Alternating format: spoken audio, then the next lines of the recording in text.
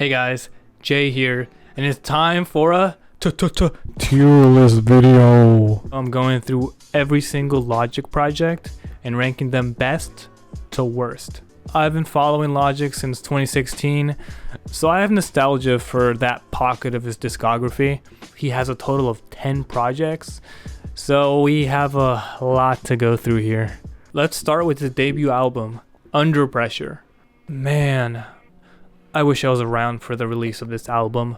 It's a fantastic record that depicts Logic's formative years in Gaithersburg, Maryland. He paints it as this dark period of his life, describing the hardships of Section 8 housing, abusive parents, and gang violence. And Logic speaks on that pressure to succeed in the music industry. The productions and lyrics mirror that sentiment. It's aggressive, it's grimy, in an underground kind of way. Logic's ability to flow on the beat is on full display on tracks like Soul Food or Metropolis. Bro can rap, and he makes it clear. I love the dark and bleak soundscape of the record. Logic exudes this confidence and passion that's so contagious. Easy S tier, no question for me, baby. Following this, in 2015, we have The Incredible True Story. It's a cinematic space-themed narrative with buttery smooth synth beats, a contrast to Under Pressure's more gritty approach. Many fans consider this their favorite album, and I get why. The vibes are chill, more upbeat, but have introspective moments that give it that punch. The space concept was beautifully executed, from the production, to the scenes, to even the lyrics. For many, this record shifted Logic's perception as just being a rapper to now being an actual artist. There's a lot of fantastic tracks on here that just get me up and jumping. What holds it back for me is the lack of pure carnal emotion. I want to hear the anger, the sadness, the hunger in your voice. The way an artist can sonically paint their emotions on a song and leave me pondering is what I seek for. Something they pull out from their soul. That type of energy is what makes tracks like Ascension, Life of the Party, or Fear forever stick in my mind. The only tracks on this record I get that from are City of Stars and Intermission. And that's not to say that the record lacks heart, but it doesn't resonate with me as well as something like Under Pressure. With that said, I do like seeing tits in a. The next year, Logic came through with the record Bobby Tarantino. Conceptually, it's a departure from his more personal character in his last two records. Here, the energy is braggadocious with high-tempo trap bangers and occasionally more melodic tracks. I vividly remember my sister playing this on the drive to my first day of college. It was my introduction to Logic, and then I fell down the rabbit hole. I went through his old mixtapes, I listened to Under Pressure, to Tits, and I just looking for anything I could consume. It felt like I hit the jackpot with music. I have fond memories of this album, but I don't go back to it often. The lack of narrative and emotional beats stops me from really connecting with it, similar to the last record. Also, I'm just not the biggest fan of trap Logic, to be honest. The infamous album, Everybody, is what turned Logic from a rap artist to Bobby Biracial. The record was his breakthrough into the mainstream, and is his most commercially successful album. The blend of live instrumentation and hip-hop beats create a heavenly soundscape that's attractive to a casual listener, as well as the relatability of themes like mental health and suicide. Despite that, I think it's one of his worst albums. Who can relate? Woo! It's way too preachy, and he'd just be yapping too much. The social commentary is extremely shallow and heavy-handed. Racism is bad. Don't off yourself. Like, duh? I mean, I get it. Some people need to hear that. But for me, it was just like, you're not diving deeper into the topic beyond the surface level of what's already obvious to a normal listener. It also feels like this is Logic's attempt at his own T-Pab. He just doesn't land the jump. It's not the worst album ever created. At best, I think it's mid. But in my eyes, this was the start of the dark ages for Logic fans. F for fuck. Spring of 2018. The second installment of Bobby Tarantino was dropped. Another trap, rap, high energy record. This record took all the high moments from Bobby Tarantino 1, cranked it to 11, and threw out anything that was melodic or wasn't part of that mold. On release, this was hype as hell. I was jumping in my seat, going 40 on the highway. As time went on though, more and more of those tracks left my rotation. And I'm not the biggest fan of trap production. And when Logic does it, it hits for a little while, but it just doesn't have that oomph, that staying power. Also, the lack of substance doesn't help it. I know this series isn't meant to be like taken seriously, but that's why I don't go back. Except for one. Indica Badu is the perfect smoke anthem. I love this track. The mellow beat, Logic's smooth delivery, Wiz Khalifa's effortless flow, it all comes together perfectly for a laid-back experience. It's amazing. Giving it a C tier. Young Sinatra 4 is the final installment to his Young Sinatra mixtape series. These 3 tapes is what put Logic on the map. It's some of his best records. He's rapping over classic hip-hop beats and samples. The pure hunger and angst during his come-up is infectious. He's rapping like there's a gun to his head. He just goes off. So for this to be the finale, the expectations are high as hell. You gotta come in with some heat. So does Logic deliver? Is this his return to form? No, it isn't. It's a middle of the road record with some highlights here and there. But overall, it's forgettable. It feels like 70% of the album is him talking about nothing. And the other 30% is something engaging the viewer.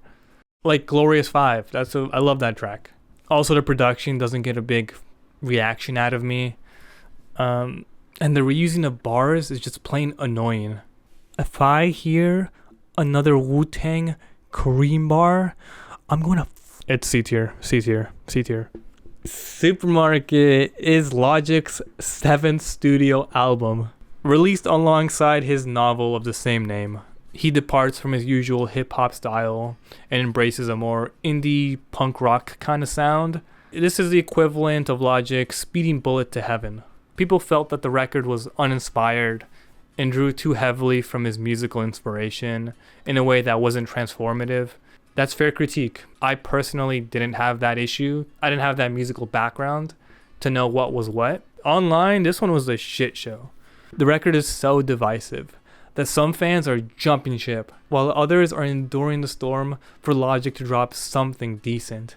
At this point, it's been about 4 years of consistent disappointment. I held out, but it was a rough time. And to be honest, I was kind of vibing with the record. At the time, I was dating this girl, so, the record got me in my feelings, had me acting up. I was kicking my feet and shit, I was in love, and it was a happy time for me. And then a month later, she broke up with me. So, F tier, put it in F tier. 2019, what I like to call the year of famine. The ship is falling apart. Day by day, more and more Logic fans are jumping ship. Every night I'm praying for Logic to release something, any scraps, any morsel of food. Then, the announcement of Confessions of a Dangerous Mind gave me hope. The singles were surprisingly very good. I was like, okay. He was rapping on them, he was flowing, he had some subject matter to actually tackle that was introspective and had some type of meaning behind it, some soul, some heart. The worst the album could be is decent, right? Like, what the fuck, Logic? It was 2017 all over again. I tried to like this record. I really did. I gave it the Eminem treatment. Bro, we only heard it once, bro. You know how his verses are, they grow on you. Lyricism. There was no saving it. I couldn't stomach it.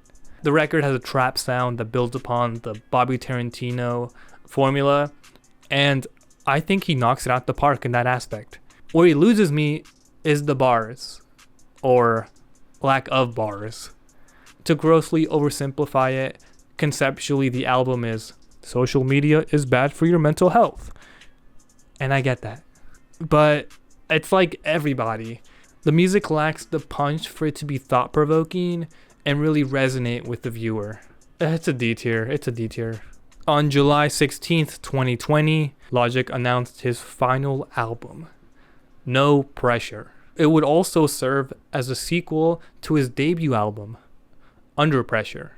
I had zero expectations going in, as I had been burned countless times. I was going in like, okay, I'll get a couple of tracks here and there to add to my playlist and I'll be done. And to my surprise, he finally delivered. The production leans back into the jazzy boom bap beats with soul samples. He was cooking it up, chefing it up, like god damn. He's rapping with intensity, with clever wordplay, and more importantly, with heart and soul. I knew he could do it. He speaks on his journey in the music industry, life, and self-reflecting in a thoughtful manner. The record shows his growth as an artist while calling back to his previous albums. This was the return we were waiting for, and we got it, coming back to his roots. Songs like Open Mic, No Pressure Intro, and Five Hooks are still in my rotation. Put it up there, baby. The law of equivalent exchange states, in order to create something, something of equal value must be exchanged. No Pressure is an amazing album, and Bobby Tarantino 3 is not that. A soulless trap album that lacks any personality. I forgot it even existed, to be honest with you. It's like the graveyard of throwaway tracks. At least he tried on everybody, but here it feels like so uninspired. It must have been a cash grab or a contract requirement. I'm coping so hard, but it has to be one of those two. There's no way he consciously put this out and said, you know, this shit's gonna be gas. They're gonna love this shit. This album sucks major donkey ass. I don't see myself ever coming back to this. Easily his worst project to date.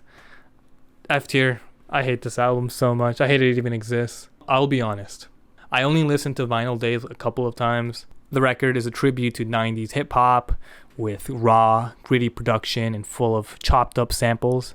When this was released, I just wasn't in the headspace to give this a listen, and I never felt like attracted to it since, because that's not the sound that I'm feeling in the mood for. I'm not attracted to that. Post-production Jason here, and I gave this album a few more listens, and it's just not sticking with me. I just don't like the sound, and I don't know if that's it sounds bad to my ears or I'm not used to it, because I'm a big fan of like 90s hip-hop production, Beastie Boys kind of vibe, and doesn't resonate with me at the moment. So I feel like this could go higher in the future, but at the moment I think it's a C tier but I can recognize it is a solid album. Coming up next is College Park, another boom bap album. Yes! Logic reflects on his early years as a rapper and growing up in College Park, Maryland.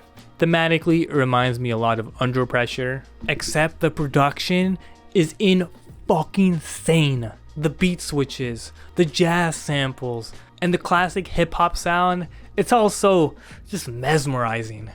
Red Pill 7 has some of the hardest lines of his career. After No Pressure, bro locked the fuck in. I was pleasantly surprised that this was as good as it was. Listening to him talk about his past experiences and general mindset is inspiring.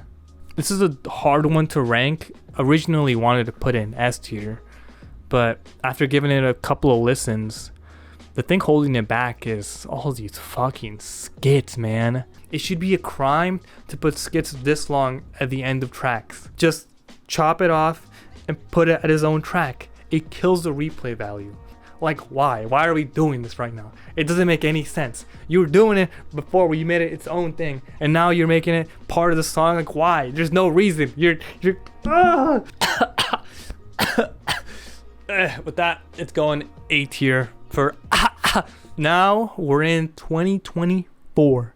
Ultra 85, the album that inspired this video, is out. This record is a prequel to The Incredible True Story, and we know that because of all these damn skits that I don't care about. They're not funny, they're not insightful, They're kind of cringe. Personally, they don't add anything to the album for me.